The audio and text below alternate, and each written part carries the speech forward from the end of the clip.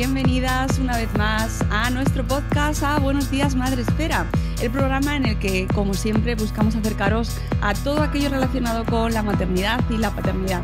En este episodio, tras nuestro amplio parón estival, nos enfocaremos en un aspecto crucial para la salud y el bienestar de nuestros hijos e hijas. Hoy tenemos un programa muy especial y, sobre todo, muy informativo. Vamos a hablar de un tema que puede generar muchas preguntas. Sabemos que va a generar muchas preguntas y que además sabemos que puede que no sea muy conocido por gran parte de la audiencia. Se trata del déficit de la hormona del crecimiento. Porque ¿sabíais que 1 de cada 4.000 niños se ve afectado por un trastorno del crecimiento? Y aquí en España, esta incidencia, la incidencia del déficit de la hormona del crecimiento, oscila entre 1 de cada 4.000 y 1 entre 10.000 recién nacidos vivos. Es una realidad que, por lo tanto, afecta a muchas familias. Para aquellas personas que conviven con esta enfermedad, el impacto va mucho más allá de la estatura. Al ser niños y niñas con talla baja, a veces se sienten diferentes. Y esto puede afectar a su autoestima, su confianza a largo plazo. La buena noticia es que este trastorno se trata para que estos niños crezcan más y más sanos. Y nuestro objetivo hoy en este programa, en colaboración con la compañía de ciencia y tecnología Merck, es ayudaros a vosotros a tener más información a tiempo, conocer los síntomas y entender por qué la detección temprana es clave. Este programa, este podcast, lo realizamos en colaboración con la compañía de ciencia y tecnología Merck, con sede global en Alemania y una amplia experiencia en el campo farmacéutico y de la salud. De hecho, es la compañía farmacéutica más antigua del mundo, con 357 años a sus espaldas, 100 de ellos aquí en España, un aniversario que celebraron el año pasado. Pues bien, Merck lleva comprometida con los pacientes de esta patología desde hace más de 35 años y actualmente sigue haciéndolo, ayudando a unos 70.000 pacientes cada año en todo el mundo a crecer con más confianza. Y por supuesto no estamos solos, no estoy sola yo para guiarnos en este tema tan importante, sino que tenemos con nosotros en esta ocasión a la doctora Rumiana Rosenova, endocrina pediátrica de IMED Valencia. Su conocimiento nos va a ayudar a entender muchísimo mejor cómo podemos apoyar a nuestros hijos. Bienvenida, doctora Rumiana Rosenova. Rumiana, te voy a tutear. Muchas gracias por la invitación. Muchas gracias. Espero estar a la altura. Seguro que sí, y sobre todo que podamos dar respuesta, dar salida a todas estas preguntas que se generan en torno a este trastorno. Para empezar, Rumiana, desde la base, desde el origen, desde el inicio, ¿podríamos explicarle a nuestros oyentes de una forma sencilla para que todo el mundo pueda entenderlo qué función tiene la hormona del crecimiento en nuestro organismo? Bueno, la hormona de crecimiento es una sustancia proteica que es específica de cada especie. Esa hormona se produce en una parte del cerebro que se denomina hipófisis anterior. Una vez producida, se guarda dentro de unos gránulos y esos gránulos son liberados a la sangre mediante pulsos a lo largo de las 24 horas.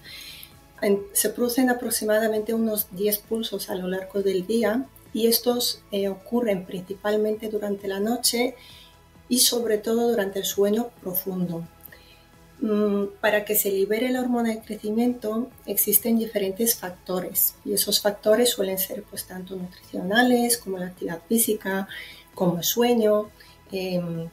También existen factores psicológicos que pueden hacer que se produzca o disminuya la producción.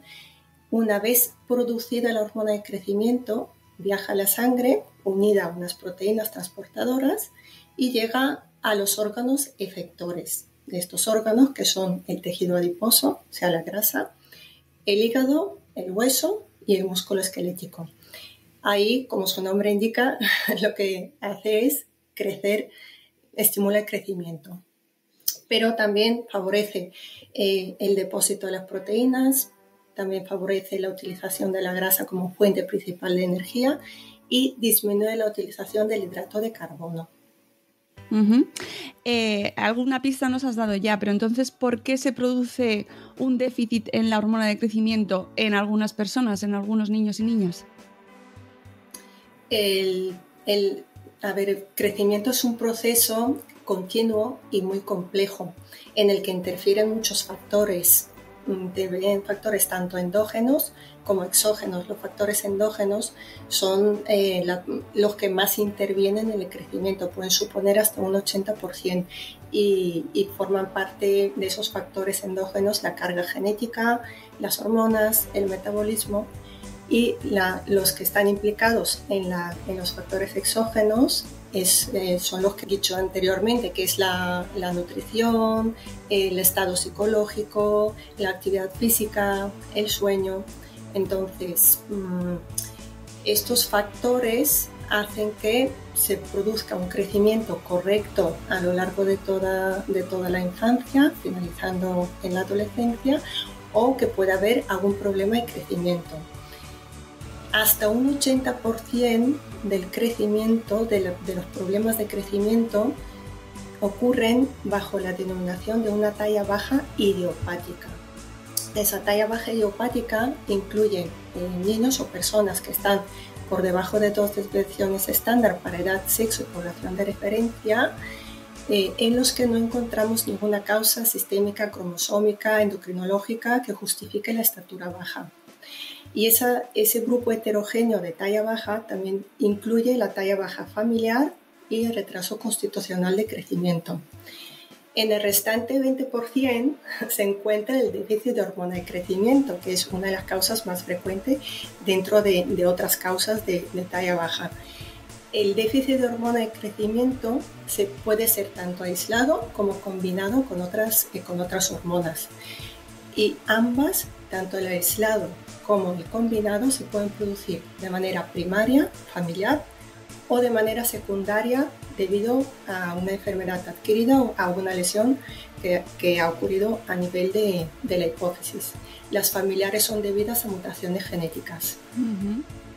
Antes, introduciendo el programa, hemos hablado un poquito brevemente sobre el impacto emocional que tiene este trastorno, pero vamos a profundizar un poquito más en ello. ¿Cuál es el impacto real en la vida de estos pacientes más allá de la talla baja? Bueno, el impacto emocional en cuanto a la estatura baja es muy difícil de valorar, pero es verdad que la estatura tiene una influencia muy importante desde el punto de vista social, cultural y desde el punto de vista de género. A los varones se les ha asignado una estatura culturalmente más alta, mientras que en caso de las mujeres es muy variable porque depende un poco del contexto en el que se encuentren. Esos preconceptos que tenemos adquiridos habitualmente debido a la cultura y a la sociedad, se ha visto en los estudios que se mitigan mejorando el nivel educativo y teniendo un círculo social muy positivo. La adolescencia es un momento en el que se genera esa autoimagen y es un momento clave en el que se pueden generar efectos negativos de esos estereotipos que se han generado durante la infancia, con lo cual es muy importante que el círculo de cada adolescente, cada niño, pero particularmente a los adolescentes, sea un círculo de un apoyo muy positivo, y ese círculo está formado tanto por la familia como por las amistades y como también el apoyo médico que pueden recibir debido a apoyados por sus pediatras. Uh-huh. Claro, es normal, y encima en una época tan sensible, ¿verdad? Y tan vulnerable como es la infancia y especialmente la adolescencia, ayudar a estos niños pues les puede ayudar a mejorar también su confianza. Como padres y madres, que tenemos mucho padre y mucha madre en nuestra audiencia, ¿en qué edades debemos estar especialmente pendientes de si nuestros hijos están creciendo lo suficiente? Bueno, el crecimiento, como he dicho, es un proceso continuo, es muy complejo y las edades, el tiempo de crecimiento va variando. Se clasifican, hay 4 fases de crecimiento, digamos, en los que se ha distribuido. La primera fase es la intrauterina y esa fase de crecimiento depende mucho de los factores placentarios, el tamaño de la madre y principalmente de la carga genética. La hormona de crecimiento durante la fase intrauterina tiene menos importancia que en el resto de fases. Luego hay una fase de lactancia que dura aproximadamente hasta los 2 años de edad. Esa fase se divide en 2, que es desde el nacimiento hasta el primer año y desde el primer año hasta los 2 años. Durante el primer año de vida se crece unos 25 centímetros en un año. Es la segunda fase, crecemos en torno a 12 centímetros durante un año. Y a partir de los 6 meses de edad aproximadamente es cuando la hormona de crecimiento empieza a cobrar más importancia. Después de los 2 años pasamos a la fase de infancia, que sería la fase que duraría desde los 2 hasta la pubertad, y ahí también se diferencian 2 fases. Una primera en la que se crece entre 5 y 8,5 centímetros, que sería hasta los 6 años, y otra segunda fase prepuberal en la que se crece entre 4 y 6,5 centímetros por año. Esa fase de infancia sí está muy influenciada por la hormona de crecimiento. Y la última fase es la de la pubertad.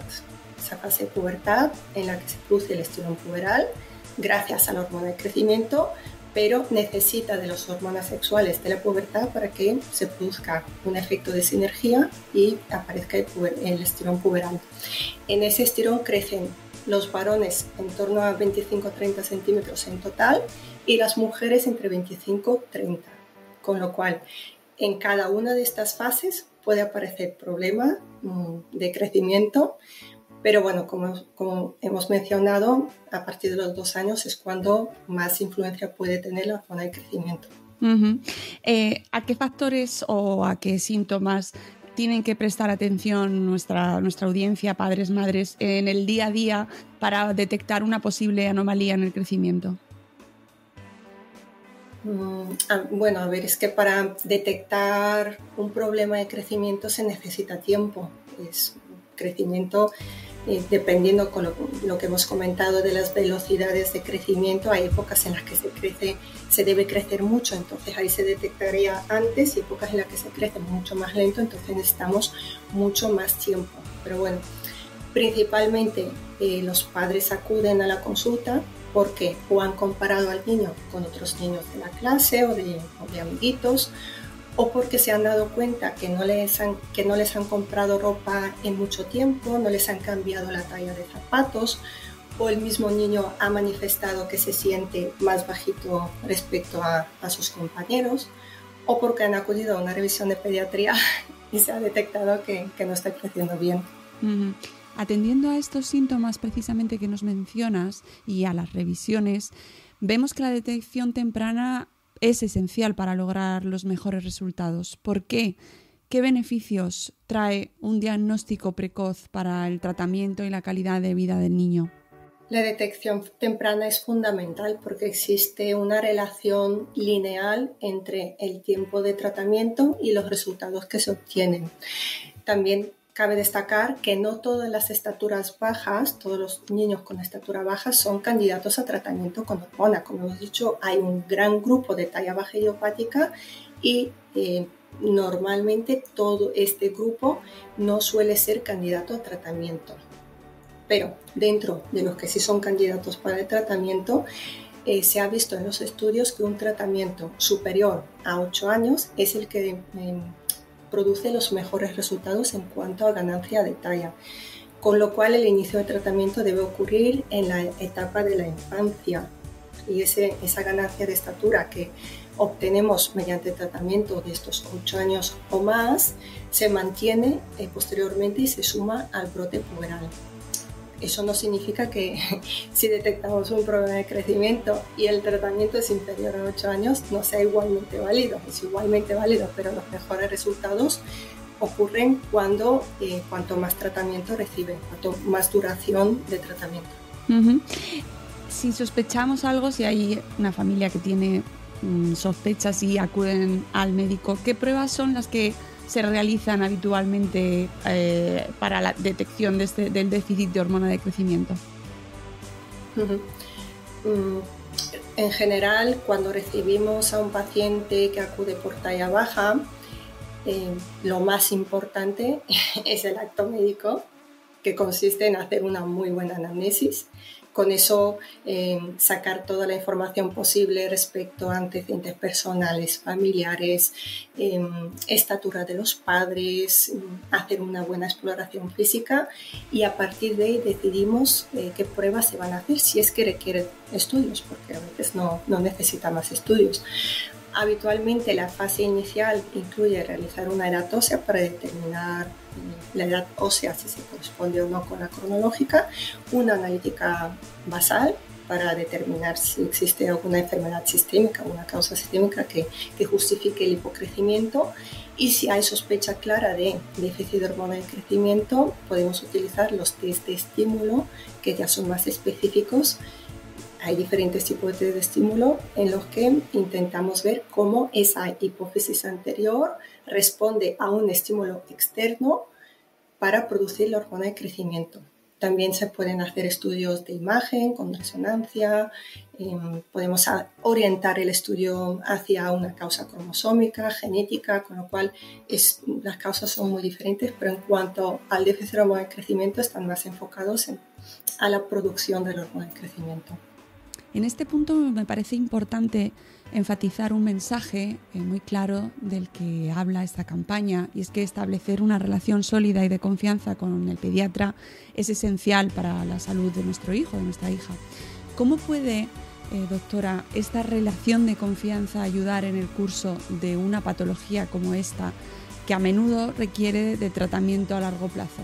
El pediatra habitualmente es el principal punto de contacto. Y en cuanto a tratamientos crónicos, es el punto de referencia y es una persona o un profesional clave para coordinar la derivación del paciente al especialista, para valorar si necesita hacer más estudios, y sobre todo es el apoyo principal en el que puede brindar a la familia y al adolescente. En ese caso también debe ofrecer a esa familia, a ese adolescente, otro tipo de apoyo en caso de necesitar apoyo psicológico, o valorarlo como un ser tanto físico como psicológico, como emocional, porque sí que vemos a diario la afectación emocional, sobre todo en esos adolescentes que dependiendo también del círculo social, pues lo llevan peor o mejor, pero en general suele haber bastante afectación. Claro, por eso es tan importante hablar de ello, enfatizarlo, que las familias lo conozcan, ¿verdad? Que la sociedad sea consciente, para que ese estigma no afecte a estos niños precisamente en esa etapa tan complicada. Sí, se han hecho estudios relacionados con la calidad de vida. De hecho, en el año 2021 se publicó un estudio realizando una revisión sistemática en el que sí que se ha observado que los niños con déficit de hormona de crecimiento no tratados presentaban una inferior calidad de vida, percibían su salud como peor respecto a los individuos con una estatura dentro de los parámetros normales, y también se observó que tras el tratamiento mejoraba esa calidad de vida y con ello todo lo que implica, porque se realizan cuestionarios específicos respecto a la confianza, al estado emocional, con lo cual es muy importante. Hablemos ahora del tratamiento, que seguro que interesa también mucho a nuestra audiencia. En líneas generales, por supuesto, ¿en qué consiste el tratamiento para este déficit de hormona del crecimiento? El tratamiento se realiza inyectando la hormona a nivel subcutáneo. Al principio supongo que lo tiene que realizar la familia, luego ya lo puede hacer el propio paciente, el propio niño o niña. Depende de la edad. Claro. Habitualmente hasta los 8 años sí que se encarga la familia. A partir de los 8 años depende de cada niño. Hay niños que son muy autosuficientes y entonces incluso antes quieren administrarse el tratamiento. Ellos, de hecho, los niños llevan el tratamiento con bastante felicidad porque notan cómo crecen y eso les genera mucha confianza, mejora la autoestima, con lo cual sí, son muy proactivos. Claro, ¿hasta cuándo se tiene que administrar el tratamiento en general, por supuesto? ¿Y qué puede suponer para la vida diaria de los niños y sus familias? ¿Es un impedimento? ¿Es una cuestión llevadera? El tratamiento decidimos retirarlo según la evolución de la edad ósea. La edad ósea en endocrinología pediátrica es muy importante, es una prueba que hacemos con relativa frecuencia. Entonces, en el caso de las mujeres, suspendemos el tratamiento en torno a los 14-15 años de edad ósea y en caso de los varones a los 15-16. O también nos sirve de variable la velocidad de crecimiento. Si detectamos que esa velocidad de crecimiento disminuye por debajo de 2 centímetros anuales, es otro factor que forma parte de la suspensión. Por otro lado, hay algunos niños con déficit, algunos adolescentes con déficit totales que prosiguen el tratamiento en la época adulta. Existen también soluciones de salud digital, opciones también de salud digital. ¿Cómo contribuyen estas soluciones a generar confianza o mejorar el día a día de su tratamiento? Existen dispositivos de autoinyección electrónicos que para los niños es muy importante, esconden las agujas, entonces eso hace que tengan menos estrés con cada inyección, pero además esos dispositivos nos ayudan a calcular mejor la dosis para que no haya fallos con la dosis. También están conectados a portales web que podemos utilizar los profesionales para valorar la adherencia, si ha habido algún fallo de dosis. Para los padres existen aplicaciones que también pueden hacer un seguimiento del tratamiento, con lo cual nos da mucha facilidad de uso. Un buen avance de nuestros tiempos. Sí.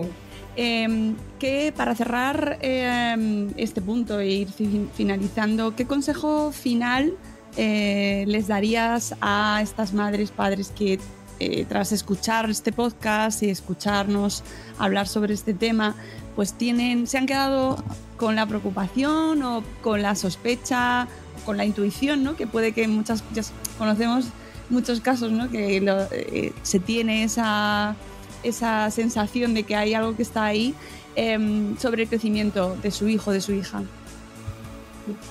Siempre, ante la duda, siempre hay que acudir primero a su pediatra, a ser posible el pediatra de toda la vida, porque eso muchas veces es difícil, que conoce al paciente, porque también es importante saber qué ritmo de crecimiento suele tener cada niño. Y si tienen posibilidades de acudir a un endocrinólogo pediatra que pueda valorar el caso de su hijo, sería lo ideal, porque estamos formados en valorar cada caso y decidir si necesita más seguimiento o no. Pero bueno, inicialmente, ante la duda, por lo que hemos comentado, los niños que necesitan tratamiento, cuanto antes se inicie ese tratamiento, más efectivo es. Así que se tiene que valorar.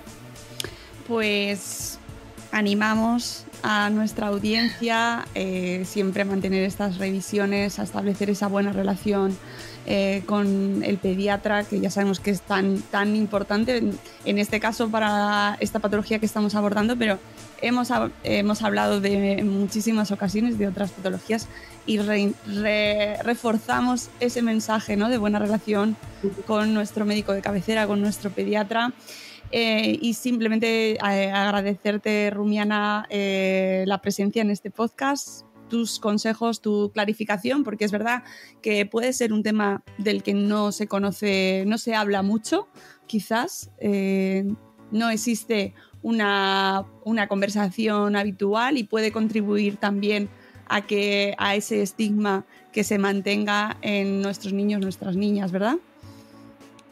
Sí, por suerte hoy en día esto, como hemos comentado, se suele mitigar con el apoyo, con el nivel educativo y que la sociedad está cambiando. Pero bueno, claramente hay que hablarlo y es muy importante la relación médico-paciente, que exista confianza, transmitir tranquilidad tanto a los padres como a esos adolescentes. Me refiero más a los adolescentes porque son con los que más tenemos que trabajar, los que más afectación suelen tener respecto a la estatura. Y también tampoco se puede negar el hecho de que depende de cada círculo, pues existe todavía esa tendencia, pues a lo mejor a las bulas, a estigmatizar, que a lo mejor no se hacen con la peor intención, pero sí que pueden producir mucho daño.